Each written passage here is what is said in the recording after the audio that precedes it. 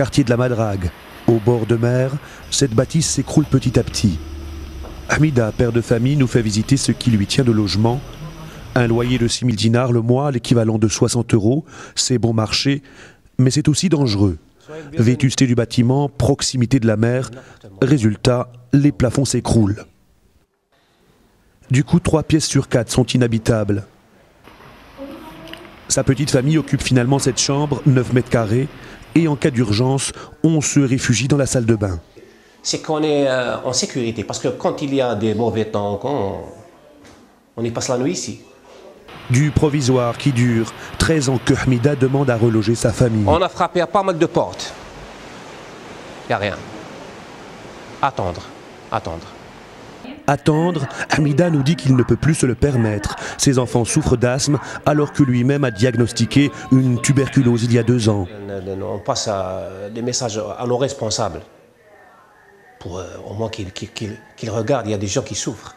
On ne demande pas des palais, c'est un petit logement pour nos enfants, pour éduquer nos enfants. Contacter les administrations responsables de l'habitat était injoignable.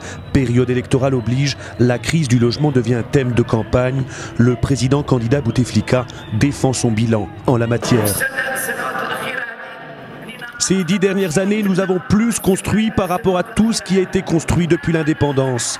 Et je vous en fais la parole ici, nous allons construire 1 million de nouveaux logements ces 5 prochaines années.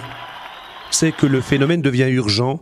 Il concerne la capitale, mais surtout l'intérieur du pays. Nous sommes allés à la rencontre de Myriam, dans la région d'Annaba. 3 enfants à charge, elle occupe 25 mètres carrés, dans un état qu'elle tient à nous montrer. Regarde le plafond, il va s'écrouler. C'est un logement ça, il va tomber sur moi. Regarde ce plafond, comme il est complètement poré. Il va tomber sur nos affaires. Comme dans le cas de Hamida, Myriam multiplie les demandes de logements sociaux, en vain. Ça fait 30 ans que j'habite dans cette baraque. 30 ans, je vous le jure.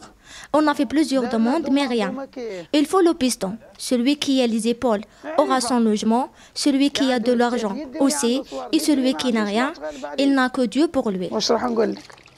Et pourtant, le pays dépense une fortune colossale dans le secteur de l'habitat, qui représente 2% du PIB. Habitations vides et non louées, manque de transparence dans l'attribution des logements, des dysfonctionnements auxquels les candidats à la présidentielle algérienne devront trouver des réponses.